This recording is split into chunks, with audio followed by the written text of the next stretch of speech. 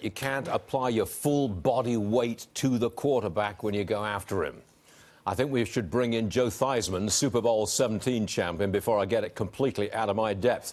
Joe, everybody knows one tackle ended your career as a quarterback, so how do you feel about the new rule? Well, first of all, Stuart, it's great to be with you again. I think the rule has crossed the line when it comes to safety. I'm all for protecting the quarterback. You can barely touch him anymore. But how do you stop someone who is coming after the quarterback and asking them in an instant to change what their body is going to do? I think some of the calls against Clay Matthews were ridiculous.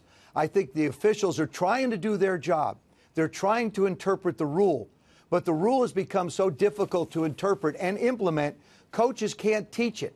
I agree. And Mike Zimmer, the head coach of the Minnesota Vikings, said this. He said, these rules will affect players' pocketbooks, they'll affect games, and they'll affect coaches' jobs. And we've seen in the first 3 weeks of the season 34 penalties called, where in this same time a year ago, it was only 16. So there needs to be something done to make the game more suitable for the fans and for the defensive guys that play it. Look, I'm an outsider to the game, obviously. You're very much an insider. I just don't see how an official can make an objective judgment about roughing the passer. How does the official know whether your full body weight has been applied to the quarter? How do you judge that? I don't see how you do it. I agree with you. It's such a subjective call. And the NFL for years has stressed the fact that they don't want officials determining the outcome of games. Now, with the implementation of this rule and the interpretation of this rule, the officials are a very big part of the outcomes of football games. So I think they have to step back.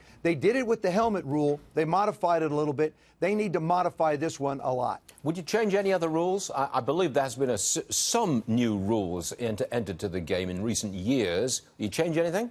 Well, I'd still like to try to get a clarification on what a catch is and is not. I'd like to see it more simplified. Yeah. If you have the ball and you possess it in bounds, it doesn't matter what happens going out of bounds. It's a catch. And just leave it at that. And if you fumble it, it's a fumble. I'd like to see a little more simplicity when it comes to interpretation of the rules. Would you like to see the game speeded up a little?